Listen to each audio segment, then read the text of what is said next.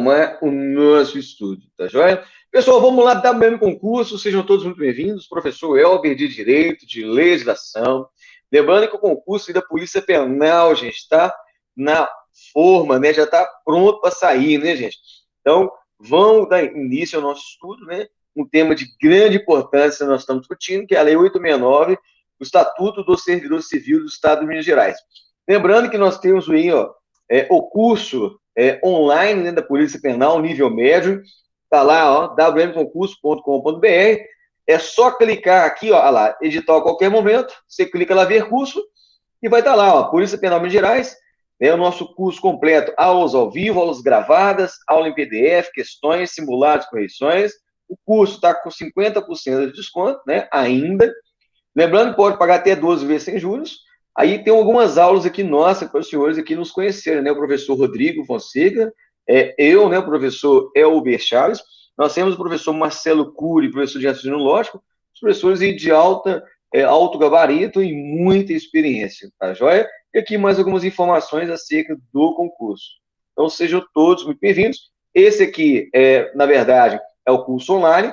E, lógico, também nós temos aí o curso ao vivo, né? Que a gente tem um curso ao vivo, de aulas ao vivo, que são ministradas, né, pelos nossos professores. E essa turma, gente, vai começar a partir do dia 3, né, do dia 3 de maio até dia 16 de julho, 2 vezes a semana. Geralmente, pessoal, essa turma aqui vai ser segunda e quarta-feira, de manhã e à noite. Bacana? Então, faz inscrições, o telefone está ali, ó, com a Ana e com a Marina, né, lá, 8499-4214, 9634, 4111.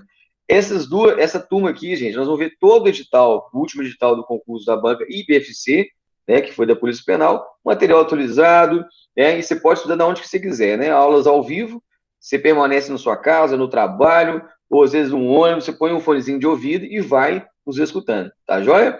Vamos lá, vamos dar continuidade então ao nosso estudo. Beleza. Caminhando, no caso, em tela. Então vamos lá, pessoal, dando continuidade ao nosso estudo, nós paramos no artigo 118 aí, do Estatuto do Servidor Civil do Estado de Minas Gerais, artigo 18 da Lei 869 de 52. Então vamos dar prosseguimento ao nosso estudo. Sejam todos muito bem-vindos, tá joia? Então vamos lá. Vamos ver agora, então, algumas vantagens, gente, que cabem, né, por força de lei, lembrando que até que se crie um estatuto do policial penal, do sistema prisional do Estado de Minas Gerais, aplica-se, né, ao policial penal, ao sócio educativo, o Estatuto do Servidor Civil do Estado de Minas Gerais, a Lei 869 de 52. Caiu no último concurso, né, e bem provável que caia também nesse próximo agora, tá joia? Então vamos lá. Além dos vencimentos, né, ou da remuneração do cargo do funcionário, ele pode oferir as seguintes vantagens. Professor, então quais são as vantagens que pode ser aferida, né, ao servidor civil do Estado de Minas Gerais, incluindo o policial penal? Vamos ver. Ajuda de custo, diárias, gratificações, honorários e adicionais previstos em lei. Então, nós vamos ver um pouquinho aqui de cada um, né, para falar também um pouco dos direitos. Lembrando, gente, o que cai sempre mais em prova são principalmente o quê? Os deveres, né? Principalmente os deveres. Então, é de grande importância saber os deveres, né? Porque espera-se do funcionário público, do agente encarregado de aplicação da lei, que ele saiba, que ele conheça dos seus deveres, aqui que lhe cabe, né? As suas competências legais, né? Para que a administração saiba se ele, de fato, ele tem conhecimento daquilo que deve ser cumprido por ele. Tá joia? Então, vamos lá. Primeira coisa, informação importante. Vencimento. O que é o vencimento, pessoal? É a retribuição paga ao funcionário pelo exercício do cargo, né? Pelo efetivo exercício do cargo. Então, se você trabalhou, logicamente, você tem direito, né, ao seu vencimento. Então, é a sua retribuição paga, né? Nós iremos ver lá a situação da remuneração, né? Então, o vencimento é a retribuição paga pelo seu trabalho que você exerceu, tá joia? O que é a remuneração? Olha lá, é a retribuição paga ao funcionário, ou seja, o vencimento, né? Mais as cotas lá ou porcentagens que, por lei, têm sido atribuídas, né? Mais as cotas lá. Por exemplo, no caso aí, ó, às vezes você vai ter lá uma ajuda de custo, você vai ter lá uma diária que você viajou a bem do serviço, né? Então, aquilo ali vai ser colocado na sua remuneração naquele mês, né? Olha lá. Então, correspondente ao padrão de vencimento, mais as cotas ou porcentagens que, por lei, lhe tenham sido atribuídas.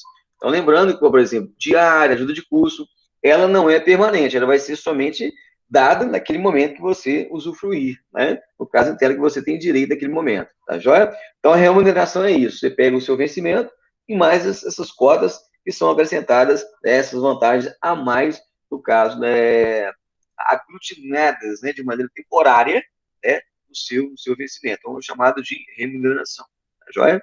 Vamos lá. Ajuda de custo. Então, o que é ajuda de custo no caso de tela, pessoal? Que você pode receber. Olha lá, é o funcionário que, em virtude de sua transferência, você foi transferido, você foi removido, designado por uma função gratificada, né? Passar a ter exercício em uma nova sede. Então, por exemplo, você trabalhava em Belo Horizonte, você trabalha em Belo Horizonte. Aí, você foi transferido lá para Montes Claros. Então, você vai receber uma ajuda de custo, né? Ou seja, uma ajuda pela sua locomoção para a nova sede, tá joia? Então, ó, você passa a ter exercício em nova sede, então você vai ter uma ajuda de custo. Ou quando designado para o serviço ou estudo fora do estado. Então, ou seja, você está fora da sua sede, você tem direito a essa ajuda de custo, tá joia? Olha lá, né? Ajuda de custo destina-se a indenizar, né? A indenizar o funcionário, né? Vamos colocar aqui para ficar mais didático. O funcionário das despesas de viagem e a nova instalação, né? Então, a ajuda de custo tem essa finalidade, pessoal, né? A custear, né? Ajudar, né? A custear essas despesas que você vai ter com viagem, às vezes o aluguel do local, às vezes a compra de um certo local, mas, na verdade, aquela instalação lá, para que você se prepare para exercer uma nova atividade em uma nova sede, tá joia? E fala, o transporte do funcionário e de sua família correrá por conta do Estado, né? Então, no caso, esse transporte, né, dessa mudança ocorrerá por conta do Estado, tá joia? Aí vamos lá. Professor, qual que é o valor dessa ajuda de custo? Olha lá, a ajuda de custo não poderá ser inferior, correspondente a 1 mês de vencimento, e nem superior a 3. Então, o seu vencimento lá, vejamos que seja lá, né? Nós tivemos a atualização aí, 4.630, né? O vencimento, aí no caso em tela, do policial penal, por exemplo, né? Então, vai ser esse valor, né? O mínimo que você vai receber, e no máximo 3 vezes, ou seja, 3 vezes mais esse valor de 4 mil e pouco. Então, a ajuda de custo, gente, o valor, via de regra, pelo menos 1 mês de vencimento e, no máximo, 3 meses, no caso desse vencimento do servidor. Salvo quando se tratar lá do funcionário designado para o serviço ou estudo no estrangeiro. Aí, lógico, tem umas regras próprias, né? No caso interno. Tá joia? Então, via de regra, é no mínimo 1, no máximo 3 vencimentos do servidor, justamente para ele lá se adequar à nova sede com a qual ele vai exercer o trabalho. Tá joia? Então, vamos lá. O funcionário que exerce, que se deslocar de sua sede, eventualmente, olha lá, eventual, em motivo de serviço, né, fará jus à percepção de diárias. Olha aí, pessoal, olha que interessante destacar. E agora ele vai deslocar, não de maneira permanente, porque se for permanente, ele recebe ajuda de custo, tá joia? Aqui, gente, ele vai deslocar eventualmente e por motivo de serviço. E ele fará jus, né, à percepção de quê? Diária. Ou seja, nós vamos ver lá que a diária tem um caráter diferente da ajuda de custo. E aqui no caso inteiro, gente, a diária ele vai receber para esse deslocamento eventual, ou seja, não é permanente, e é um ato de serviço. Então, ele vai se locomover por questões profissionais decorrentes do serviço, né? E não é permanente, é temporário, né? Então ele vai receber uma diária. Nós vamos ver agora, vamos ver o que cabe essa diária. Então, a primeira coisa importante destacar, quando não cabe essa diária? Olha lá, a diária não é devida, né? Vamos fazer aqui essa mudança aqui para ficar mais pedagógico, mais didático, tá joia? Olha lá, a diária não é devida. Quando que não é devida essa diária? Olha lá, no período de trânsito, ao funcionário removido ou transferido. Então, nós vimos, né? No caso de remoção ou transferência, ele não tem esse direito. Segundo, quando o deslocamento do funcionário for durar menos de 6 horas. Então, menos de 6 horas, gente, ele não tem a diária. Nós vamos ver que nem a PA. O que é PA, professor? A parcela de alimentação. Que for, nós vamos ver que se for de entre 6 a 12 horas, ele tem a PA, que é a parcela de alimentação, ou seja, que é a meia diária, né? Então, se ele desloca, né, para trabalhar fora da sua sede por menos de 6 horas, ele não tem direito à diária e nem o PA, a parcela de alimentação. Agora, nós iremos ver, se ele tiver deslocado por mais de 6 horas e menos de 12, ele tem a parcela de alimentação. Aí, se ele tiver mais de 12, que ele vai ter direito à diária completa. Nós iremos ver daqui a pouco, né? Então, só para criar um raciocínio. 3. Quando o deslocamento se der para a localidade onde o funcionário reside. Então, se for para onde ele reside, logicamente, ele não tem direito à diária.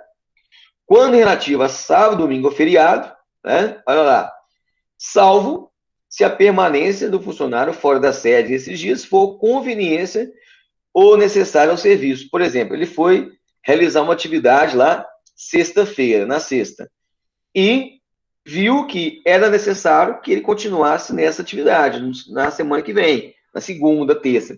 Então, aquele final de semana que ele ficou lá, ele tem que permanecer naquela atividade, ele vai receber no final de semana, ele vai receber lá no domingo também, né, e no feriado. Se demonstrar que ele tem que permanecer naquela localidade, principalmente para concluir, né, para dar prosseguimento ao trabalho na segunda-feira, no caso em tela. Tá joia? Então, via de regra, sábado, domingo e feriado, ele não recebe, salvo se for necessário, né, desde que devidamente o quê? Motivado, justificado. Tá joia? Vamos lá. Vamos dar continuidade ao nosso estudo. Olha lá. O pagamento de diária, que pode ser feito, né, antecipadamente, via de regra, tem que ser antecipado, né, gente? Por quê? Ele vai viajar e aquelas despesas que ele vai ter durante essa viagem, né, essa diária justamente é para, né, custear, né, a sua alimentação e a sua hospedagem, né? Olha lá. O pagamento da diária, que pode ser feito antecipadamente, destina-se a indenizar ao funcionário, né, o caráter indenizatório, tá vendo? Olha lá, por despesas com alimentação e pousada. Então, o tempo que ele ficar fora, gente, ele vai receber essa diária, né? Olha lá, papai, o que, que vai custear? O que, que ele tem que pagar com essa diária? A alimentação, né? Ou seja, que está fora da sua sede, e a sua pousada, ou seja, o local onde ele vai pagar para dormir, justamente, né? Que se ele está no estrito cumprimento do dever, se ele está viajando a bem do serviço, então o Estado tem que arcar com essas despesas, né? O funcionário não tem esse dever de arcar com as despesas do seu próprio bolso. Se ele está de serviço, viajando de serviço, nada mais justo, né, um direito, né, desse trabalhador, desse funcionário público, receber essa diária. Tá joia? Então, a diária tem essa finalidade, pagar as despesas com alimentação e pousada. Olha lá. Devendo ocorrer por dia de afastamento e pelo valor fixado no regulamento, né? Ou seja, tem o valor exato que vai ser pago nessa diária. Tá joia? Olha lá. Então, a diária, ela é integral, né? Vamos colocar aqui, vamos destacar. Ela é integral quando o afastamento se der lá por mais de 12 horas. Se der por mais de 12 horas e exigir pousada paga pelo funcionário. Então, no caso interno, nós vimos, né? Olha lá, se até 6 horas ele não recebe nada. Se for acima de 12 horas, a diária é integral. Agora, se o afastamento lá for por até 12 horas, ou seja, entre 6 e 12, é devido apenas à parcela diária relativa à alimentação. Então, ou seja, ele vai receber a PA, a parcela de alimentação. Então, essa é a ideia, pessoal. Então, até 6 horas, ele não recebe diária. De 6 a 12, ele recebe a PA, parcela de alimentação. E se for acima de 12 horas, ele recebe a diária integral. Tá joia? Então, esse é o raciocínio que vocês têm que ter para a prova. É um direito aí quando o militar ele se afasta da sua sede no exercício das suas atividades. Tá joia? Então vamos lá, vamos dar continuidade ao nosso estudo. Vamos lá, vamos lá, vamos lá, vamos lá. Beleza, dando continuidade aí, ó. Peraí, deixa eu colocar uma letra aqui para ficar mais didático. Vamos lá. Será concedida gratificação ao funcionário. Gratificações, olha aí, pessoal, também é uma cota aí que vai ser dada a mais, né? No caso aí, o caráter remuneratório, né? Das suas atividades. Olha lá. Então, será concedido gratificações ao funcionário. Então, quais situações que vão ter esse benefício? Primeiro, exercício em determinadas zonas ou locais. Geralmente, gente, tem algumas atividades, né? Ele está em fronteira, em zona rural, tem direito de algumas gratificações, principalmente para aquele local, né? Às vezes é mais difícil aquele acesso, a pessoa fica mais afastada, né? Então ele tem essas gratificações. Olha lá, pelo trabalho de natureza especial com risco à saúde, vida ou saúde, né? Principalmente situações aí de insalubridade, né? Então tem esse direito, vai mexer com materiais químicos, radioativos, então tem o direito dessa gratificação. Trabalho técnico ou científico de utilização para o serviço público, né? Então vai, por exemplo, exercer qualquer tipo de estudo, pesquisa científica, né? Tem gratificação, né? Principalmente a bolsa de estudo, né? Geralmente dada pela FAPEMIG, né? Vinculada à FAPEMIG, ela dá aquela bolsa de incentivo ao estudo técnico, né? Pelo servidor que alinha, né? O seu estudo com a finalidade pública, né? Representação quando em serviço ou estudo no estrangeiro ou no país. Então, ela está representando o órgão, né, no caso interno, a administração pública estadual tem essa gratificação no caso interno, que vai ser analisado. Tá joia? Então, são alguns tipos de gratificações aí. Olha lá. Quando regularmente nomeado, designado para fazer parte de órgão legal de deliberação coletiva ou para cargo ou função de confiança. Então, vai ter participação de deliberação coletiva, né? Também tem gratificação. Ou cargo ou função de confiança, ou seja, cargo de livre nomeação e exoneração, ele recebe um pouco lá a mais, né? Uma gratificação. Serviço extraordinário, no caso em tela também, tem essa natureza indenizatória, essa gratificação. Lembrando que hoje, na verdade, o Estado ele faz o banco de horas, né? Se passou do seu setor horário, você tem a compensação de carga horária. Função de chefia, gratificação, e adicional por tempo de serviço, nos termos da lei. Aqui no caso em tela, gente, igual a gente fala do antigo quinquênio, né? O antigo quinquênio, que hoje, na verdade, é chamado de ADE, adicional de desempenho, né? Que quem entrou no serviço público após a emenda constitucional 57 de 2003 não tem mais o quinquênio, né? O que é o quinquênio, professor, e o ADE? Aquele direito que a cada 5 anos de efetivo serviço, você tem o direito a 3 meses, no caso em tela ali, terá 10%, desculpa, pessoal, eu fiz a confusão da férias prêmio. A férias prêmio, que a cada 5 anos de efetivo serviço, você vai ter 3 meses, né? O quinquênio, a cada 5 anos de efetivo exercício, você tem o direito ao percentual de 10%, né? Então, hoje, eu destaquei, né? Então, o servidor que entrou após a emenda constitucional no Estado de Minas Gerais, a emenda constitucional 57, ou seja, de 2003 para frente, ele tem direito, né, ao ADE, que é o adicional de desempenho, que vai ser delimitado pelo ADI, né, o adicional de desempenho individual a cada ano dado pelo funcionário, né? Ou seja, ele pode fazer jus, né, no caso em tela, a 10% a cada 5 anos de efetivo serviço. Lembrando que o quinquênio ele é automático, né? Então, quem entrou no órgão público até 2003, ele recebe de maneira automática. Quem entrou após 2003 é por meio de avaliação. Se você não for bem avaliado no caso em tela, na verdade, você deixa de ganhar esse ADE, que era o antigo, esse adicional por tempo de serviço, que era o quinquênio, que agora é o ADE. Tá joia? Também é outra gratificação. Vamos lá, vamos dar continuidade ao nosso estudo, né? Vamos colocar a lei daqui para ficar mais pedagógico. Vamos lá. O funcionário gozará obrigatoriamente, né? Olha lá, por ano, 25 dias de férias, 25 de férias aqui úteis. 25 dias úteis. Lembrando que nós tivemos alteração, que era 30 dias corridos, agora são 25 dias úteis. Logicamente, né? 25 dias úteis é melhor, né, do que 30 dias corridos. Na verdade, dá mais do que 30 dias corridos, 25 dias úteis de férias. Bacana? Professor, a partir de qual momento que ele vai ter esse direito? Olha lá. Ingressando no serviço público, somente depois de 11 meses de exercício poderá o funcionário gozar de férias. Então, no caso interno, gente, após 11 meses, isso é semelhante no caso da SLT, né?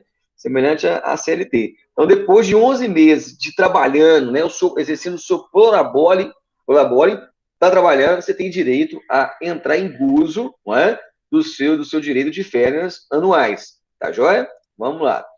158 agora. Vamos dar continuidade ao nosso estudo. Olha lá. O funcionário poderá ser licenciado. Professor, o que é licenciado no caso interno? Ele vai se afastar-se da atividade. Quando o servidor ele está licenciado, ele está afastado de suas atividades, né? Vamos ver aqui agora no caso interno. Olha lá. Ele vai ser afastado de suas atividades. Olha lá. O funcionário, então, poderá ser licenciado, primeiro, logicamente, por tratamento de saúde, né, gente? Se ele está com problema de saúde, ele vai ser afastado. Acidentado no exercício de suas atribuições ou atacado de doença profissional. Então, ele se acidentou, né? Ou está acerca de uma moléstia profissional, ou seja, uma doença, né? No caso profissional, vai ser licenciado. Agora, que interessante destacar, gente, que, lógico, né, nós temos uma atualização das regras do direito administrativo, mesmo que não seja durante o serviço, né, ele devia acidentar, ele vai ser licenciado também da mesma forma. Mas aqui o estatuto trouxe na situação de acidentado no serviço, né? Mas lembrando que hoje, conforme a atualização da ordem jurídica, dentro do Estado de Minas Gerais, da União, do município, ele é afastado também por licença em questões também não decorrentes do serviço, né? Só para a gente alinhar o conhecimento. Por motivo de doença em pessoa da sua família. Aqui é interessante também destacar que se alguma pessoa da família, né, cônjuge, pai, pai, mãe, filho, ele tem o direito, no caso dela, ter esse afastamento para cuidar da pessoa da família. Lembrando que tem que ser devidamente, né, justificado que a sua presença seja imprescindível no tratamento, né, do cuidado daquele ente familiar. Tá joia? Caso do artigo 175. O que é 175? Funcionário, né, gestante, né? No caso, nós vimos, né? 120 dias, prorrogado por mais 60 dias. Lembrando que aqui também o estatuto, ele precisa ser atualizado. Né? Quando convocado para o serviço militar, da mesma forma, como se estivesse de serviço, né? Para tratar de interesse particular. Aqui, pessoal, é interessante destacar, quando ele está em interesse particular, ele não vai receber, né? Ele se afasta e ele não exerce, não tem o caráter remuneratório. Aqui, suspende as suas atividades, né? Inclusive o tempo, né, dele de contribuição, e é de interesse particular. Então, ele fica sem o vencimento. Nós iremos trabalhar um pouquinho sobre ele aqui agora também. Tá joia? Então, vamos lá. O funcionário acidentado, no exercício de suas atribuições, terá assistência hospitalar, médico, farmacêutico, né? Dada a custa do Instituto de Previdência e Servidores do Estado de Gerais de IPSENG. Então, no caso interno, os senhores têm o direito, né? Lá o IPSENG, né? O tratamento, né? Vinculado à rede hospitalar do Estado de Minas Gerais. Lembrando, gente, que aqui, ó, terá assistência, logicamente, não só acidentado em decorrência de serviço, mas também fora dele, né? Então, se você não tiver de serviço, você não vai ser custeado, você não vai ser tratado pelo sistema do IPSENG, lógico que vai, né? Então, aqui, de fato, é que precisa ter a devida autorização conforme as novas regras de assistência e saúde do servidor civil do Estado de Minas Gerais. Bacana? Vamos lá. O 68. A licença para tratamento de saúde será concedida a pedido, né, do funcionário ou de ofício. O que é pedido do funcionário? Ele vai lá, consulta no médico, né, e vê lá que ele precisa de um tratamento, né? Então, a pedido dele ou de ofício. E de ofício, o próprio médico, analisando, né, o servidor vê que ele precisa se afastar, ou seja, de ofício da parte da própria administração. O 68. O funcionário licenciado, olha lá, tratamento de saúde, não poderá dedicar-se a qualquer atividade remuneratória. É claro, né, gente? É o princípio da probidade administrativa, o princípio da moralidade da boa-fé.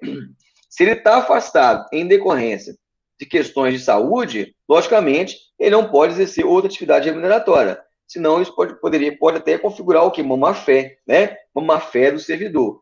E isso, uma má-fé, dependendo da situação, pode ser considerado até violação e pode ir até para o processo demissionário, né? Então, ficar atento com isso aí no caso em tela. Tá joia? Vamos lá. 170.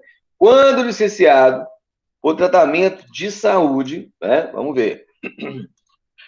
Tratamento de saúde, acidente de serviço de suas atribuições ou doença funcional, o funcionário receberá integralmente, olha lá, o vencimento vencimento ou remuneração e as demais vantagens. Lembrando, gente, bem destacando, né? Mesmo que ele não seja decorrente de serviço, ele também tem esses direitos, porque precisa da devida atualização dessa parte aqui, né, do Estatuto de Servidor Civil. Ele vai ter esse direito também, mesmo que não esteja a decorrente de serviço, né? Então, ele vai ter integralmente o vencimento ou sua remuneração e demais vantagens. Agora, lembrando, né, tem situações lá, né, se há decorrente de serviço, no caso da aposentadoria por invalidez, integral. Se não for a decorrente de serviço, né, vai ter a sua aposentadoria proporcional ao tempo de contribuição. Né? Vamos lá. Funcionária gestante. Nós destacamos, né, pessoal, que aqui, ó, esse artigo também, 175, ele precisa passar por atualização das regras do direito administrativo que foram, ora, atualizados no ordenamento jurídico, principalmente no estado de Minas Gerais, né? Olha aqui, ó, o que fala o 175? A funcionária gestante será concedido, mediante inspeção médica, licença por até 3 meses. Aqui está errado, né? Esse artigo aqui, ele foi atualizado, não é em meses, e não é também em 3 meses. Olha lá, o que é a lei complementar em 2002, gente? Tá vendo? Ó? Aqui nós temos uma atualização normativa em 2002. Ah, fala aqui. A licença maternidade será de 120 dias, tá vendo? A servidora gestante, tá? Com remuneração integral mediante a apresentação de laudo, atestado médico oficial, bem como a prorrogação por 60 dias prevista em lei específica, legislação específica.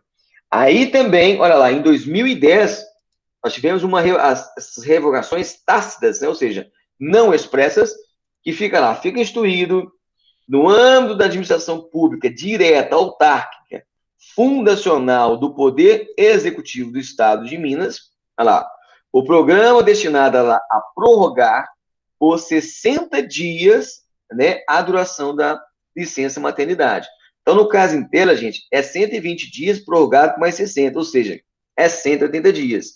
Então, esse artigo 175, gente, ele está também, ele está revogado tacidamente, ou seja, não tem uma revogação expressa, tem uma revogação tácita. Ou seja, outra norma dentro do ordenamento jurídico, né, revogou, não de maneira expressa no artigo 175, ou seja, mas revogou dentro do sistema do ordenamento jurídico, mormente, né, ao Estado de Minas Gerais. Tá joia? Então, aí não é 3 meses, é 120 dias prorrogado por mais 60, ou seja, 180 dias. É o que está atualizado, né, do ordenamento jurídico do Estado de Minas Gerais. Bacana? Vamos lá. Olha lá. O funcionário licenciado para tratar da saúde é obrigado a reassumir o exercício se for considerado o quê? Apto em inspeção médica de ofício, né? Tranquilo, né, gente? Se ele está afastado decorrente de tratamento, se viu que ele está bom, né? Que ele tem condições de voltar, então ele tem que voltar para trabalhar. Olha lá. O funcionário poderá desistir da licença desde que, mediante inspeção médica, será julgado apto para o exercício. Seja julgado, né? Aqui da mesma forma, ele está afastado por 10 dias. Lá no 5º dia, ele viu que ele está bom. Vai lá, volta no médico, passa por exame, né, inspeção médica, e constatou que ele está bom, então ele volta para o trabalho. Né? Olha lá. Então, o funcionário, ele tem que voltar, no caso, se ele tiver em condições, né, para o trabalho. 176. Olha lá. Aqui, ó, no caso de afastamento por doença da família. Olha aí no caso em tela. Olha lá. O funcionário poderá obter licença por motivo de doença da pessoa. Olha lá. Qual pessoa de quem? Pai, mãe, filho e cônjuge, desde que não esteja legalmente separados. Então, aqui, gente, no caso em tela, não entra sogro e nem entra irmão. Olha lá. No caso de falecimento de sogro, não tem licença luto. E aqui no caso em tela, para cuidar da pessoa, da família, não entra nem irmão. Então, é pai, mãe, filho ou cônjuge. Lembrando que esse cônjuge, lá, desde que não esteja legalmente separado, né? Olha lá, prover-se-á doença mediante inspeção médica. Então, no caso, vai confirmar a doença do parente, né? No caso em tela, e lembrando que tem que comprovar que a presença do servidor é imprescindível, né, que não possa ser realizado o trabalho juntamente com, com o cuidado que tem com aquele parente. Então, ele tem que comprovar que a presença dele é imprescindível para o cuidado daquele parente. Tá joia? Vamos lá no artigo 179. Vamos lá. Aqui no caso em tela, 179 é afastamento para licença de tratamento de interesse particular.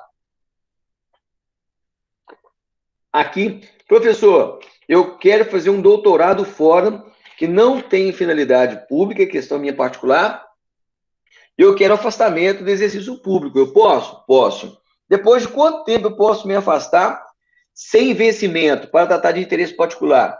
Depois, olha lá, de 2 anos de exercício. Depois de 2 anos de exercício. Então, no caso em tela, eu entro para o serviço, eu tomo posse, né? Eu tomo posse, e eu trabalho 2 anos. Aí, depois que eu trabalhei 2 anos, eu posso pegar licença sem vencimento. Olha lá, sem vencimento ou remuneração para tratar de interesse o quê? Particular. Eu vou ficar, eu quero ficar lá passeando na Europa durante 2 anos. Eu posso? Posso, tranquilamente. Agora, lembrando que é o binômio. O que é o binômio aqui no caso em tela?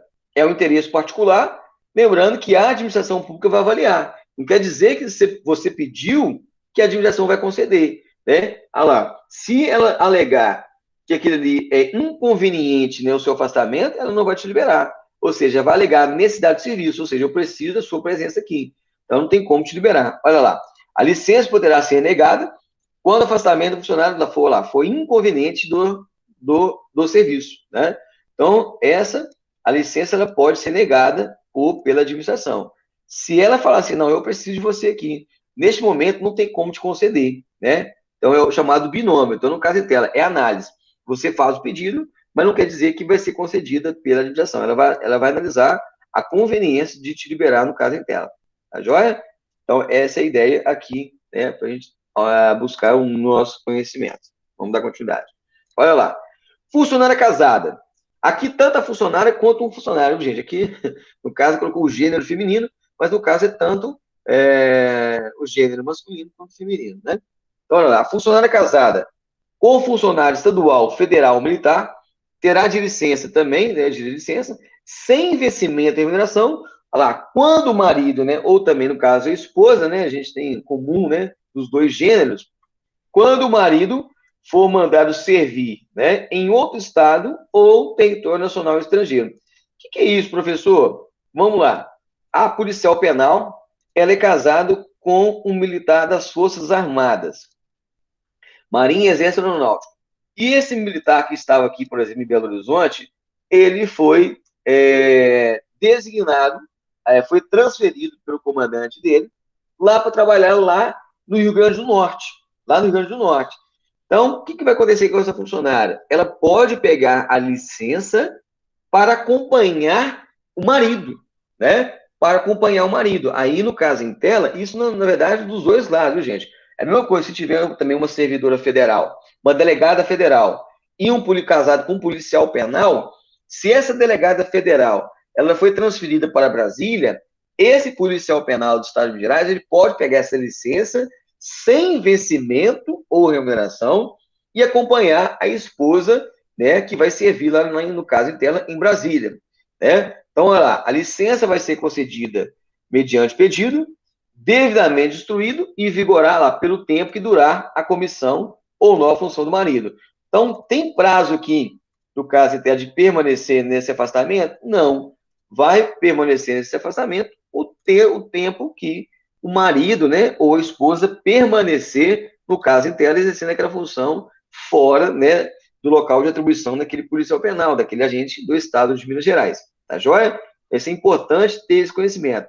Principalmente, né, aquele servidor que é casado, né, com um outro servidor público às vezes, principalmente o servidor público federal, né? Ou, às vezes, que está prestando serviço, né, ou em outro território do Estado, né, do território nacional, né, quando eu falo Estado, Estado-nação, ou também no estrangeiro. Então, ele tem esse direito de acompanhar. Tá joia? Vamos lá, vamos dar continuidade.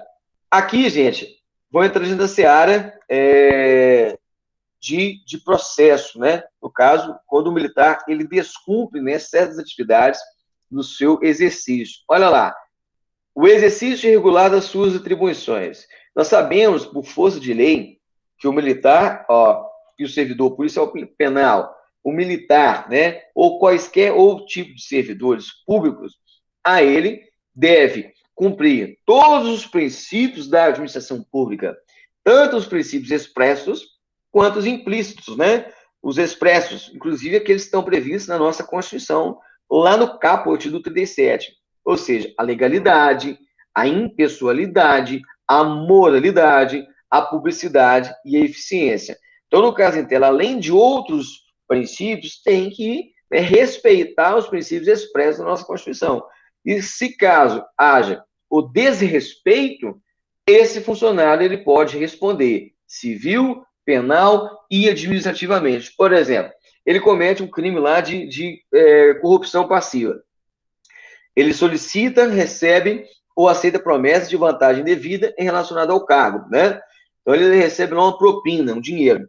Ele vai responder pelo crime de corrupção passiva na seara penal. E administrativamente também ele vai responder de maneira residual por aquele crime que ele cometeu. E civilmente também, por exemplo, se ele tiver que fazer a reparação de dano, né? Ele vai ter que pagar indenização ao Estado ou a terceiro, né? Ele vai ter aquele bem lá, o ressarcimento daquele bem que foi adquirido de maneira legal. Então, no caso em tela, também pode responder civilmente, reparação de dano a terceiros, né? Então, ele pode responder civil, penal e administrativamente. Professor, aqui não violaria aquele famoso, né, a regra do nobis in idem? Não. O que é o nobis in idem? O nobis in idem é aquele instituto que proíbe duas ou mais punições na mesma esfera. Né? Aqui no caso em tela, eu tenho esferas autônomas, eu tenho esferas diferentes, né? Distintas. Então, não configura o no bis in idem. Aqui pode ter essa acumulação, né, de sanções aplicadas, tanto de maneira civil, penal, administrativamente, cumulativamente, sem problema nenhum. É isso que determina a regra, né, do direito, no caso em tela. Olha lá. Vamos lá ao artigo 209, né, do caso em tela, lá do Estatuto do Servidor Civil. Né? Deixa eu entrar a letra aqui para ficar mais pedagógico. Olha lá. A responsabilidade civil decorre de procedimento doloso ou culposo que importe prejuízo à fazenda estadual ou a terceiro. Olha aí, gente, no caso em tela. Se houve prejuízo à fazenda pública ou a terceiro, o servidor ele tem que ressarcir, ele tem que fazer esse pagamento, no caso em tela, se a sua conduta foi dolosa, ou seja, aquela conduta intencional, ou aquela que assume o risco de produzir os efeitos, a gente chama isso de dolo direto ou dolo eventual, ou se ele agiu por culpa. Professor, o que é a culpa? Negligência, imperícia ou imprudência? Vamos dar um exemplo. O funcionário público, ele está dirigindo uma viatura, um carro do Estado, e ele sabe que ele tem que respeitar também as regras de trânsito. Em determinada situação, por força do Código de Trânsito, lá no seu artigo 27, né, 29, artigo 27, se não me engano, inciso 7, 29, verdade, o seu inciso 29, inciso 7, ele tem a situação de preferência na situação de emergência e de urgência. Mas, mesmo na situação de urgência e emergência, tem que respeitar as regras de trânsito. Aí, o que acontece? O funcionário passa no sinal vermelho, desrespeitando totalmente as regras de trânsito, questões de cautela, de observar, né, a circulação de veículos. Ele bate no carro de terceiro. Vejamos, ele teve a intenção? Não. mas ele foi imprudente, ou seja, ele agiu com culpa? Agiu. Então ele vai ter que ressarcir aquele carro daquele terceiro que ele bateu? Sim. E vai ter que ressarcir aquele carro do Estado lá que teve prejuízo? Vai ter que ressarcir. Então, no caso em tela, quando ele paga, ele bate no carro de terceiro, por força teoria objetiva, o terceiro vai cobrar do Estado, não vai cobrar do servidor, né? Vai cobrar do Estado. Agora, o Estado, verificando que o agente agiu com dolo ou culpa, vai entrar de maneira regressiva em desfavor do agente. É isso que prevê lá o parágrafo 2º. É o que prevê também, gente, vamos colocar aqui, né? É o que prevê também o artigo 36, o artigo 37, desculpa, o parágrafo 6º da nossa Constituição.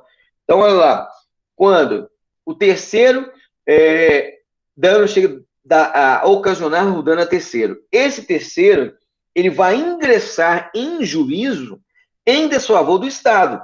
Nós chamamos isso de teoria objetiva. Se houve o dano, nexo e conduta praticado pelo Estado, o Estado vai ter que pagar. Né? O Estado vai pagar esse dano terceiro. Agora, de maneira regressiva, ou seja, a fazenda pública, a administração pública, vai entrar em desfavor do Estado, em desfavor do agente. Mas só vai entrar em desfavor do agente se esse agente ele praticou, né, tal conduta com dolo ou culpa, né?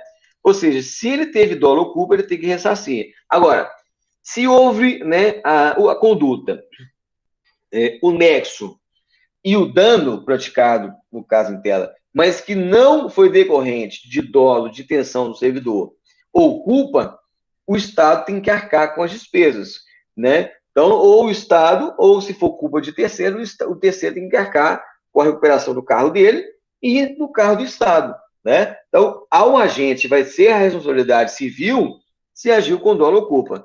Lembrando, se não agiu com dolo e culpa, não há que se falar em reparação civil, né, por parte do servidor. Tá joia?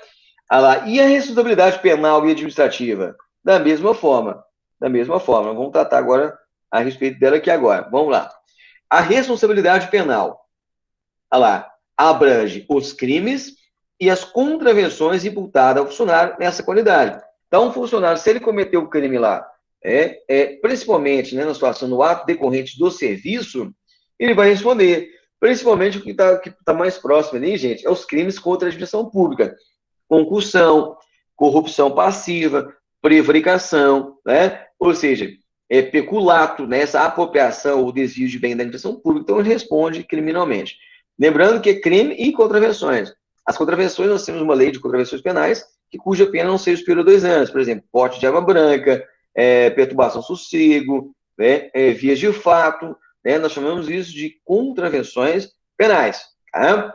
E, administrativamente, vai resultar também, lá no caso de conduta de atos ou omissões praticados no desempenho do cargo em função. Gente, sem sombra de dúvidas, se um militar ou servidor público civil ou policial penal, ele comete uma responsabilidade, ele é cometido de uma responsabilidade penal, pode ter certeza que aquilo ali vai trazer um resíduo, vai aflorar de maneira residual também uma responsabilidade administrativa.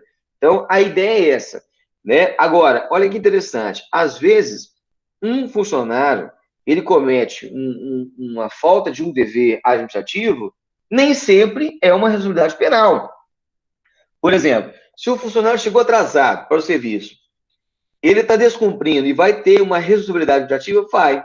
Ele vai responder, né, por uma infração administrativa. Mas não é um crime. Então, ele não responde por crime.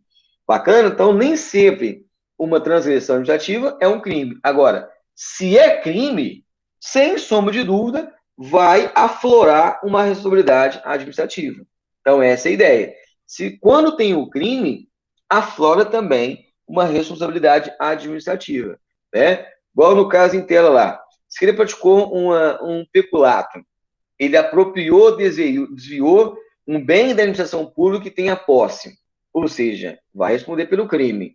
E, sem sombra de dúvida, também vai responder administrativamente, porque aquele ato violou a moralidade, a boa-fé pública. Então, vai responder também, né, administrativamente, no caso em tela. Tá joia? Olha lá. Então, as combinações, ou seja, as punibilidades civis, penais e disciplinares poderão o quê, pessoal? Então, isso é interessante os senhores terem esse conhecimento. Poderão acumular-se. Então, no caso, um policial penal, né, ele foi acometido, está respondendo por um crime, pode ter certeza que disciplinarmente ele vai responder, e se aquilo ali tem que ter uma reparação à fazenda pública ou a terceiros, também vai ter essa combinação civil. Então, elas independem de uma da outra. Agora, logicamente, lá, sei lá, uma independe da outra, bem como as instâncias civil, penal e administrativamente. Então, no caso em tela, gente, uma independe da outra. Então, ele vai responder nessas três searas, tá joia? Essas três searas. Vamos lá. Vamos ver agora, então, alguns deveres do funcionário. Gente, sem sombra de dúvida, dever do funcionário cai em prova. Por que cai na prova? Porque você, o novo agente da lei, a administração pública, quer saber se você tem conhecimento dos seus deveres, ou seja, tem conhecimento das suas responsabilidades. Tá joia? Então, de grande importância aí, né, esse artigo 216, o Estatuto dos Funcionários Civis do Estado de Minas Gerais. Então, são deveres do funcionário. Vamos lá. Assiduidade, comprometimento, né? Ou seja, o seu compromisso para com as atividades. Pontualidade, se está chegando no horário certo. Discrição, né? Se ele faz o seu serviço lá com o total lá, senso de responsabilidade, né? E ainda garante, né, os preceitos da ética, né, do serviço público, urbanidade, e principalmente tratar as pessoas com dignidade, lealdade às instituições, né, também servir, né, instituições constitucionais e administrativas. Então tem que ter lealdade, fazer cumprir a lei, cumprir as normas, os regulamentos, né? Olha lá, observância das normas. Então, é aquele funcionário que ele observa as regras, né, da legalidade, da impessoalidade, da moralidade, aquilo que espera, aquilo que é probo, né, aquilo que é probidade administrativa, aquilo que é da boa-fé pública, né? Então, isso, então, são também os deveres, né, dos funcionários. Olha lá, obediência às ordens dos seus superiores, exceto, logicamente, aquelas ordens ilegais, e no caso dela, não há de se ter o devido cumprimento. Lembrando que cumpre as ordens o quê? Ordens legais, né? Cumprem as ordens legais, no caso em tela, né? Levar ao conhecimento da autoridade superior irregularidades de que tiver ciência em razão do cargo. Então, gente, tomou conhecimento, qualquer tipo de irregularidade, tem que levar ao conhecimento da autoridade competente, né? Justamente para mostrar a sua boa-fé e a sua não conivência naquele ato ilícito praticado, né? Zelar pela economia e conservação do material. Gente, não precisa nem falar. Se você está em posse daquele bem da administração pública, cabe a você, né, conservar e garantir essa economia, né? Ou seja, não dispendiar do patrimônio da administração pública de maneira desnecessária. Ou seja, tem que trabalhar mais, exercer mais com menos gastos, com menos esse dispêndio, né, de recursos. Então, no caso interno, tem que respeitar mesmo, né, essa conservação desse material, utilizá-lo somente se necessário, né?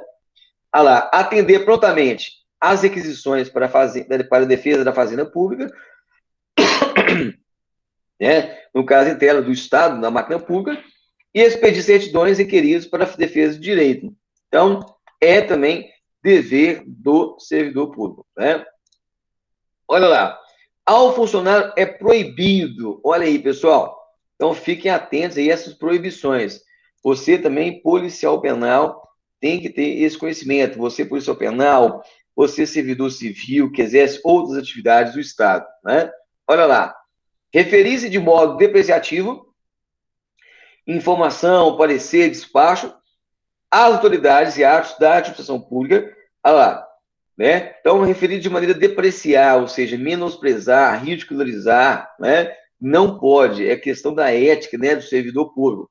Depreciar, né, documentos, né, atos da autoridade e atos da administração pública, né? Olha lá, informação, parecer, despacho, né, às autoridades e atos da administração pública, né? Ou seja, menosprezar, ridicularizar aquele documento, hora que for expedido pela administração pública, né? Então tem que ter o devido que respeito, né, quanto em relação às autoridades e os atos por ele publicados, né, relacionados aos atos da administração pública. Olha lá. Podendo, porém, em trabalho assinado, né, ou seja, você pode fazer, né, críticas, no caso, em tela, mas só que sejam críticas construtivas relacionadas a questões técnicas, né? Olha lá, trabalho assinado, criticá-los no ponto de vista doutrinário ou da organização do serviço, ou seja, você vai fazer um documento, você não vai criticar o ato da administração, na verdade, você vai fazer críticas pontuais relacionadas a ato de serviço, documentos, às vezes, né, que às vezes, por exemplo, colocou-se o cumprimento de uma norma, mas você viu que aquela não é aquela norma, né? É outra legislação que deve ser cumprida em consonância com aquele documento. Então, você vai fazer, na verdade, um trabalho, questões lá daquele documento que precisa ser, às vezes, alterado, precisa ser corrigido. Então, esse tipo de crítica de documentos ali para correções pontuais, aí tudo bem, né? Porque aí é uma informação técnica que foi, ora, identificado um erro, né? Que pode ser, que vai, da verdade, pode ser não, né? Que vai ser apreciado pela administração para a devida correção, né? Retificação.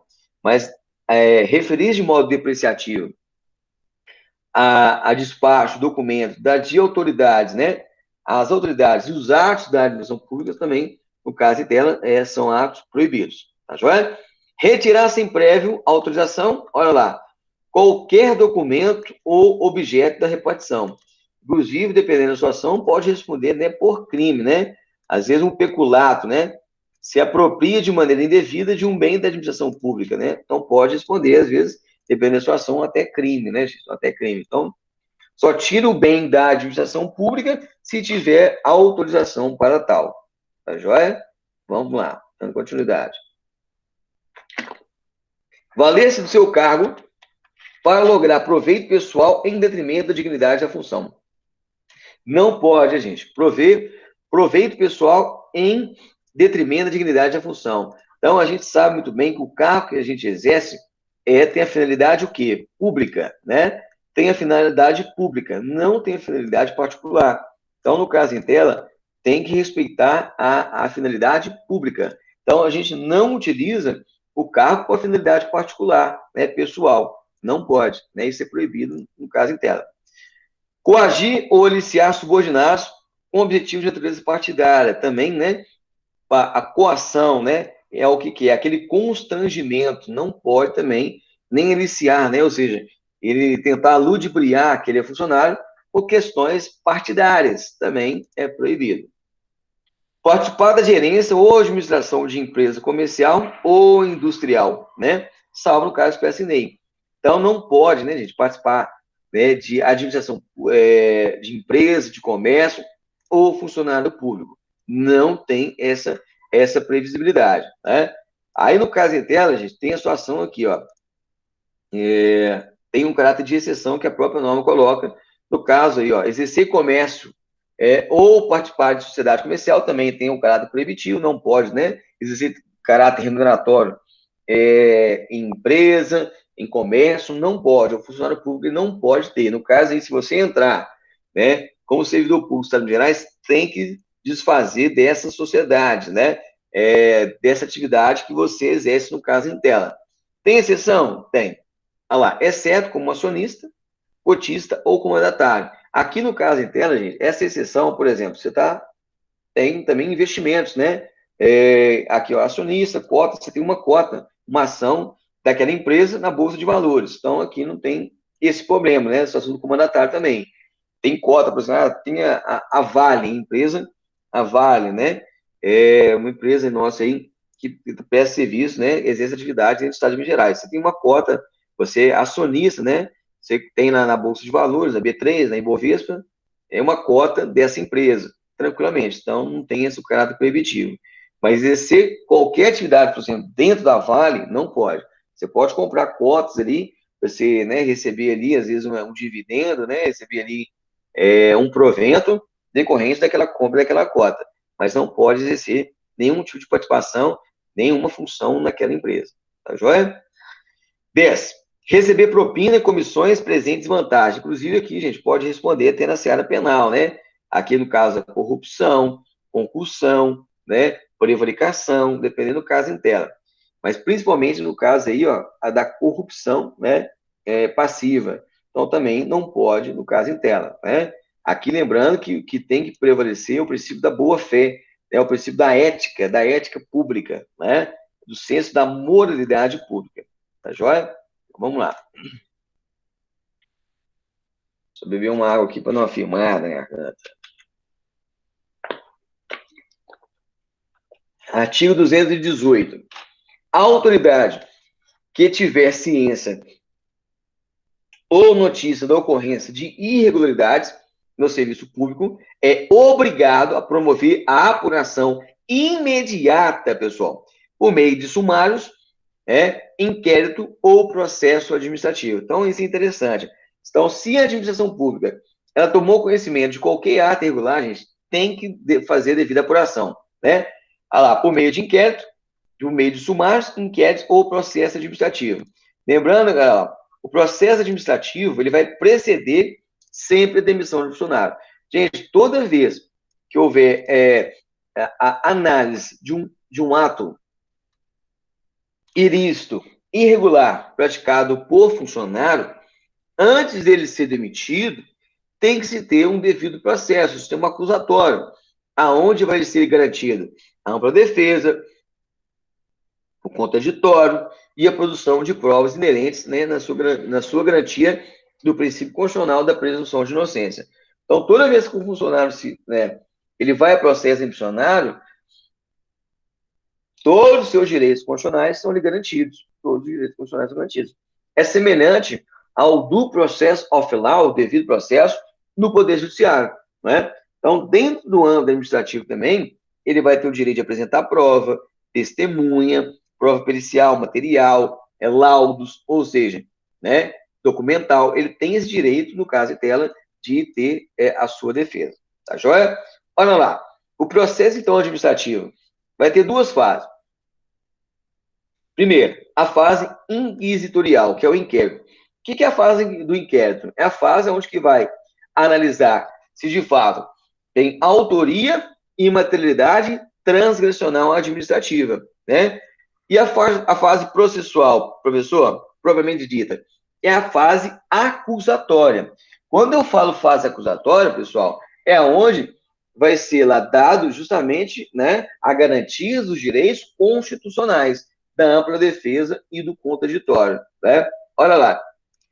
Ficará dispensada a fase inquisitorial, ou seja, do inquérito administrativo, olha lá, ó, quando já for o quê? Evidenciado o quê? Provas que demonstrem a responsabilidade do indiciado ou do indiciado ou indiciados, ou seja, se houver mais de um. Então, se já tiver prova, gente, não precisa investigar, né? Ou seja, já vai para o sistema acusatório, aonde vai dar ampla defesa e contraditório, no caso interno. Olha lá, no caso do inquérito, olha lá, vai ser uma averiguação sumária, o quê? Sigilosa, né? É igual semelhante a um inquérito policial, gente. A natureza dele é o quê? Sigilosa, né? E aqui não tem o sistema acusatório. Quando faz uma investigação, gente, não tem ampla defesa e não tem contraditório, não tem. Porque no caso em tela aqui, ó, só tem só tem natureza investigatória. Só tem natureza investigatória. Então, não tem ampla defesa e contraditório. Agora, lá no processo, no sistema acusatório, beleza, bacana? Qual que é o prazo aqui, então, desse inquérito administrativo? Olha lá, ele tem lá a conclusão, tem que ser o quê? No prazo improrrogável de 30 dias. Prazo improrrogável de 30 dias. A partir do momento que ele foi o quê? Da designação de um encarregado para promover essa investigação, esse indiciamento, no caso dela lá, análise, né, daquele indiciado, né, daquele indicado, né, no caráter investigatório, tá joia?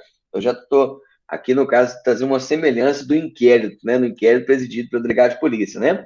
Então, aqui lembrando que essa investigação aqui, gente, esse inquérito administrativo, ele é realizado pela administração pública, tá? No caso, em tela do órgão, o órgão que vai analisar. Aqui não confundo com o inquérito presidido pelo delegado de polícia, né? Quando o delegado ele faz a instauração de uma portaria de inquérito, é pelo cometimento de crime. Aqui, ó, é um inquérito administrativo que vai, no caso em tela, vai averiguar questões administrativas. Lembrando que dentro desse inquérito administrativo, se vislumbrar a prática de crime, os autos têm que ser remetidos para o Ministério Público, né? Tem que ser remetidos pelo delegado de polícia para fazer a devida apuração do crime, né? Os autos enviados ao MP para que ele lá faça a peça acusatória chamada de denúncia. Uma ação pública incondicionada, principalmente relacionados aos crimes contra a administração pública. Tá joia? Então, esse inquérito administrativo, ele vai ser presidido pela autoridade administrativa, não a autoridade dada pela Polícia Judiciária, que é o delegado de polícia. A instalação de inquérito vai ser lá, pelo delegado, no caso do afloramento de indícios de autoria e materialidade de crime, não infração administrativa, tá joia? São naturezas diferentes, beleza? Então, vamos lá. Vamos dar continuidade. Aqui, o pessoal fala, são penas disciplinares. Então, olha que interessante aqui que pode ser cometido, então, o servidor civil, no caso em tela aqui, ó, né? Deixa eu só pegar aqui a situação, pessoal, só um minutinho aqui, pegar aqui um material aqui para a gente elucidar os fatos, né? Então, vamos dar aqui essa análise aqui no caso em tela. Então, nós temos aí as sanções disciplinares, as sanções administrativas. Então, vamos lá. São penas disciplinares, pessoal.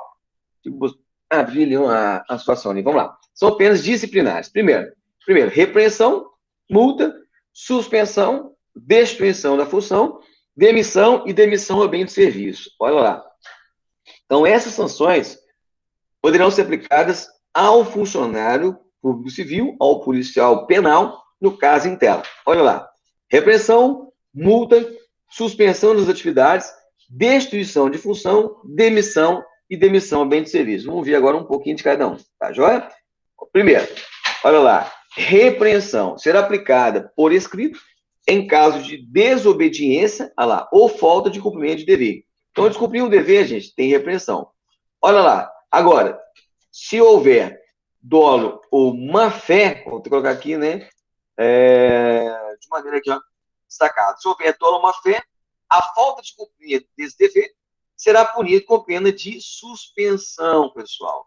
Então, via de regra, olha lá, no caso, descumpriu o dever, repreensão. Agora, se esse descumprimento de dever teve o dolo ou má-fé do servidor, ou seja, faltou lá com a probidade, no caso em tela, tem a pena de suspensão. Tá joia? Vamos lá, vamos dar continuidade. Olha lá. Então, artigo 256, agora no caso de pena de suspensão. Será aplicado em quais casos, professor? A suspensão, falta grave, recusa do funcionário submeter-se à inspeção médica, quando necessária. Então, se o médico determinou que ele passe por inspeção, ele se recusou, não vou fazer não, tudo bem, então pena de suspensão. Tá joia? Reincidência em falta punida com repressão. O que é reincidência? É aquele funcionário que ele praticou já uma falta anterior, né? No caso inteiro lá. Reincidência em falta já punida com repressão. Se ele for reincidente, já foi punido com uma repreensão, a próxima agora será o quê? Suspensão. Próximo. Recebimento doloso, indevido de vencimento, remuneração ou vantagem. Aqui, gente, dependendo da situação, se ele recebeu, né, vantagem indevida, ele pode responder, além da suspensão, no caso, e nós vamos ver, a pena de demissão. Quando no caso dela, ele recebeu vantagem indevida, por exemplo, uma corrupção, uma concussão, né, vai responder, no caso em tela, por pena de demissão, além do crime, né? Nós iremos ver aqui. Olha lá, a pena de suspensão. Qual que é o prazo, professor, que cabe aí a suspensão das suas atividades? Até 90 dias. Não pode exceder a 90 dias. Tá joia? Vai ser importante destacar isso aqui, né? Até 90 dias. O funcionário, se ele está suspenso, ele perde todas as vantagens e direitos. Ou seja, naquele momento lá que está suspenso, ele não tem direito ao seu vencimento. É uma situação lógica, né? Porque se ele está sendo punido, ele não há de ter o direito dos seus vencimentos, né? E as suas vantagens. Então, aquele momento que ele está em cumprimento, né? Em cumprimento de suspensão, ele suspende os seus direitos e vantagens. Tá joia? Olha lá. Próximo.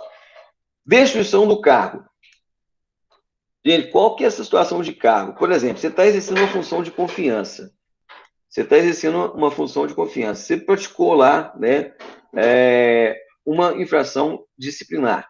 Você vai ser destituído daquela função, né? Então, vamos ver no caso em tela lá, as situações da destituição de função. Primeiro, quando se verificar a falta de exação. O que é a falta de exação? A gente chama isso de desídia, né? Ou seja, ele não cumpre, né, o seu dever com apreço, com compromisso, com envolvimento, com responsabilidade. O que significa desídia? É a pessoa trabalhar de maneira relapso, tibieza, né, frouxidão, ou seja, preguiça, né, inércia, incúria. Ele não trabalha de maneira a exercer por completo, né, de maneira compromissada as suas atividades. Então, a exação é isso aí, né? É o cumprimento das atividades. Bom, inclusive, tem aquele crime, né? Excesso de exação, né? Ou seja, excesso do cumprimento das atividades, né, de cobrança, inclusive de impostos, né? A gente chama isso de crime de Zaqueu, né? O excesso de exação. Aqui, ó, é a falta de exação, ou seja, desídia no cumprimento das atividades. Então, ele responde por essa desídia, né? Ele vai, no caso, ele vai ser destituído de função. E quando se verificar lá que, por negligência ou benevolência, o funcionário contribuiu para que se não se apurasse no devido tempo a falta de outro, né? Então, no caso em tela, se ele está exercendo uma função, ele viu que aquele funcionário, ele contribuiu para que não apurasse, né, uma irregularidade praticada por outro servidor, também vai ser destituído daquela função que ele está, ora, exercendo. Tá joia? Pena de demissão. Em quais casos, professor, cabe pena de demissão? Vamos lá. Primeiro, acumular ilegalmente cargos, funções ou cargos com funções. Ou seja, ele estava fazendo aquela acumulação que, ora, está violando, inclusive, a nossa Constituição, né? Aquela acumulação ilegal de cargos. Não pode, né? Segundo, abandono do cargo ou função pública pelo não comparecimento ao serviço, sem justa causa, por mais de 30 dias, olha lá, pessoal, por mais de 30 dias consecutivos, vamos até destacar isso aqui, né? Ou seja, abandonou o cargo. Ele não justificou, né? Ele não se apresentou para o serviço por mais de 30 dias consecutivos. Ou mais de 90 dias, olha lá, não consecutivos no período de um ano. Ou seja, ele ficou 30 dias sem ir para o serviço, né? Vai ser demitido. Ou mais de 90 dias consecutivos, não consecutivos em um ano. Ou seja, ficou 20 dias, um prazo, depois ficou mais 20 dias, sem justificar. Ou seja, não justificou, 30 dias consecutivos vai a pena de demissão, né? E mais de 90 dias o período de um ano. Lembrando, gente, que aí no caso em tela, sem justificativa, tá? Se ele não justificou, se ele justificou, beleza, aí no caso em tela, né? Aí vai ser analisado pela autoridade competente. Aqui no caso em tela é sem justificativa, tá joia? Então fica atento. Aplicar indevidamente dinheiro público. Olha lá, gente. Ele aplicou de maneira indevida, ou seja, ele utilizou um dinheiro de maneira diversa, a qual foi determinado por lei. Né? Inclusive, pode responder até criminalmente, né? No caso em tela.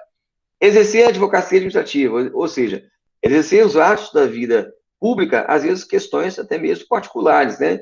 A fazer essa análise de interesse, né? Fazer essa advocacia, ou seja, às vezes buscar ajudar, facilitar questões a outro, terceiro, por questões, né, que pela sua facilidade que tem dentro da administração pública, né? Ou seja, exercer, às vezes, a defesa de direitos de outro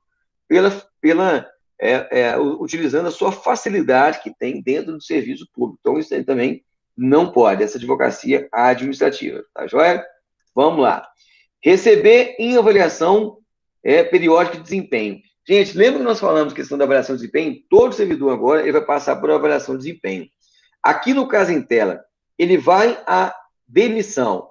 se ele não passar na avaliação de desempenho. Olha lá, se ele tiver dois conceitos sucessivos de desempenho insatisfatório, ele vai a processo demissionário. Dois conceitos sucessivos de desempenho o quê? Insatisfatório, né? Ou seja, ele passou por dois, né? Um depois do outro de maneira insatisfatória. Olha lá, três conceitos interpolados, né? De desempenho insatisfatório em 5 avaliações consecutivas. Ou seja, de 5 avaliações lá, ó, 3 foram insatisfatórias.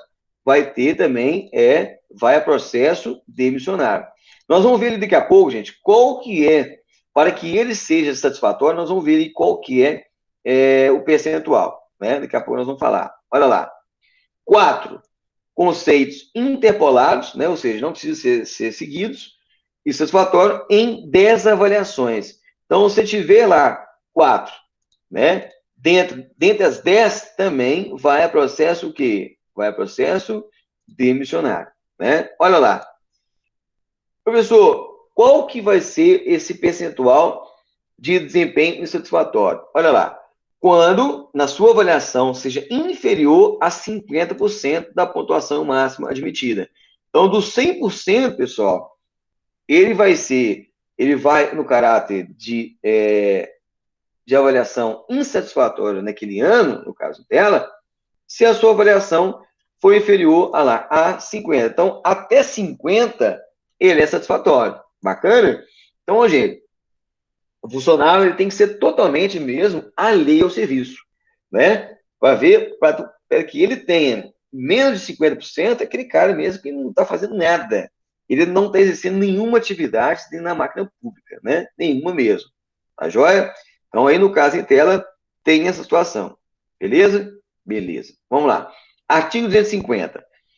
Será aplicada a pena de demissão a bem do serviço. Então, nós temos duas situações. Vimos agora a demissão e demissão a bem do serviço, ou seja, há uma necessidade, né, de ser demitido por questões mesmo que não há condições de permanecer com aquele funcionário dentro da administração pública, ou seja, a bem, ou seja, para que busca, na verdade, a administração pública demite esse funcionário para que, de fato, ela continue exercendo as atividades e não traga prejuízo, ou seja, a bem do serviço, né? Ou seja, para que ele não prejudique aos atos praticados pela administração pública. Então, a primeira situação, inconveniência lá, de incontinência pública ou escandalosa, né? De vício de jogos proibidos e de embriaguez habitual. Principalmente a situação aqui que traz, né, violando o decoro, né? O decoro da classe, né? Ou seja, está praticando atos, né? Que são incondizentes, né, com as atividades de decência da máquina pública, né? Das atividades públicas. Segundo, praticar crime contra a boa ordem e a administração pública ou a fazenda pública. Então, cometeu um crime lá de corrupção, concussão, prevaricação, é crime contra a administração pública. Então, também vai a ser demitido a bem do serviço público. 3. Revelar segredos que tenha conhecimento em razão do cargo ou função, né, desde que o faça de maneira dolosa, ou seja, intencional, né, e com prejuízo para o Estado ou particular, né, no caso em tela. Então, gente, vai responder aqui tranquilamente, né? Responde sem sombra de dúvida, né? Aqui, inclusive, pode responder até criminalmente, no caso em tela. Tá joia? Praticar em serviço ofensas físicas contra funcionário ou particulares, ofensa funcionário público ou particulares, salvo no caso de legítima defesa. Então, gente, no caso em tela, ofendeu, né? Praticou ofensa física, né? Ou seja, praticou lesões, né? Ofendeu mesmo a integridade, a incolumidade, tanto de outro funcionário ou particular, gente, responde, no caso em tela, né? Pelo crime, no caso em tela. Além do crime, né? No caso, ele vai responder pelo crime de lesão corporal, né? Dependendo da sua ação, também vai ser demitido a bem do serviço público. Tá joia? Lembrando que salva a situação de legítima defesa, né, gente? Tem legítima defesa, tranquilamente, tá? Então não tem essa objeção aí, não. Bacana? Lesar os cofres públicos ou dilapidar o patrimônio. Gente, não precisa nem falar. Aqui, inclusive, pode responder criminalmente, né? Se houver essa lesão aos cofres públicos, né? Ou seja, a pessoa ali retirou um bem e, no caso, não cabe, né? Dilapidou o bem da administração pública. Não pode, né? Ah lá, da mesma forma também, receber ou solicitar propinas, comissões, presentes e vantagens. Também, além de responder criminalmente, responde, né, a demissão a bem de serviço público. Tá joia? Vamos lá. Uma vez submetido a processo administrativo, os funcionários só poderão ser exonerados depois da conclusão do processo e de recolhimento reconhecida sua culpabilidade. Olha que interessante aqui no caso em tela. Só poderão ser exonerados depois de concluído o processo e reconhecido culpabilidade. Ou seja, depois do trânsito em julgado na seara o quê? Administrativa. Depois do trânsito em julgado na seara administrativa. Então, vai no caso aí, gente, responder, né, depois do trânsito julgado, ou seja, onde que deu ali todo o trâmite da ampla defesa e do contraditório. Bacana? Então, depois de ter exaurido ali a sua culpabilidade, que pode levar, né, a pena, né, no caso aí, a sua exoneração, né? Importante destacar. Olha lá, as penas de repreensão, multa e suspensão prescrevem no prazo de 2 anos. Gente, o que é prescrição? Se a administração pública, no caso de multa, repreensão e suspensão, ela tem 2 anos para punir o servidor. Então, dentro de 2 anos, pode ser punido. Agora, passou 2 anos, prescreveu. A administração pública não pode mais punir o servidor. Tá joia? E pena de demissão, ou por abandono do cargo, nós vimos, né? No prazo de 4 anos. Então, durante o processo de demissão, abandono do cargo, durante o prazo de 4 anos, a administração ela pode punir o servidor. Agora, passou 4 anos, extingue-se a punibilidade. Ou seja, prescreveu, ela não mais pode punir dentro desse prazo. Tá joia? Passou esse prazo, não mais pode punir, porque prescreveu, né? Porque prescreve. Tá joia? Olha lá. O funcionário que indevidamente receber diária, olha lá, ele recebeu diária, né? Nós vimos que é diária, gente, né? É para custear com pousada e alimentação. Pousada e alimentação, né? Olha lá, se ele recebeu de maneira indevida, né? Ou seja, às vezes ele recebeu a mais, né? No caso inteiro, ele ficou 3 dias. Ele recebeu, por exemplo, há 5 dias. Ele, né? A mais, no caso, ele recebeu. Então, o que ele tem que fazer? Ele tem que ressarcir, né? Ele tem que restituir, lá, de uma só vez, né? Lá, a obrigação de restituir de uma só vez a importância recebida, ficando ainda sujeito à punição disciplinar, no caso, em tela de suspensão.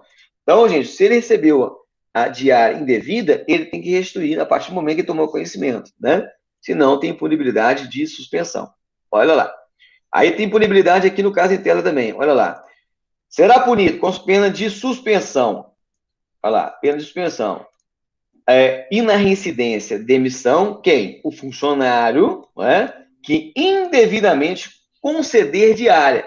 Olha lá, se ele concedeu a diária de maneira indevida, né, aquele que concedeu, nós falamos agora aquele que, né, recebeu. E agora, esse que concedeu, olha lá, com o objetivo de remunerar outro serviços ou encargos, né, ficando ainda a obrigação, a reposição da importância correspondente. Então, aqui, ó, no caso inteiro, aquele que concedeu de maneira indevida, né, diárias, né, concedeu diárias com o objetivo lá, de remunerar outros serviços ou encargos, fora dessa previsão, tem pena de suspensão. Agora, se ele for reincidente, tem pena de demissão, né? Lembrando que tem que se confirmar, né, gente, a má-fé do servidor, né? A má-fé do funcionário. Tá joia? Olha lá. Artigo 371, para nós aí finalizarmos esse estudo da 869. Olha lá. Será suspenso por 90 dias e na reincidência demitido o funcionário que, fora dos casos expressos previstos em lei, olha lá, cometer a pessoa estranhas às repartições ou desempenho de encargos que lhe competirem ou atos aos seus subordinados. Então, gente, o que está querendo dizer aqui? O chefe, por exemplo, de uma repartição, ele passou aquela atividade que lhe cabe a um terceiro, a uma pessoa que não que é uma pessoa estranha à repartição dele, ou seja, que não exerce atividade lá pública dentro do serviço dele, ou seja, ele passou uma atividade a um terceiro, né? Tanto o seu serviço, quanto o serviço, né, que cabe aos seus subordinados, né? Ou seja, ele colocou outras pessoas a exercerem as atividades dos seus subordinados. Ou seja, né, ele colocou ali função que não cabe àquela pessoa. Então, essa conduta, logicamente, tem a sua punibilidade. Qual será a punibilidade desse agente que comete esse ato? Suspensão por até 90 dias. Bacana? Pessoal, então, esses foram, né, os pontos principais, né, da Lei 869 de 52, né? Principalmente, o que você tem que saber ali? Os seus deveres, né? Os direitos são importantes? Sim, mas principalmente os seus deveres enquanto funcionário, enquanto agente de aplicação da lei. Tá joia? Então, aí, agradeço a todos aí esse estudo conosco, né? Sejam todos muito bem-vindos ao WM Concurso e a gente espera aí, né, você na próxima aula. Tá joia? Um grande abraço a todos e fiquem com Deus.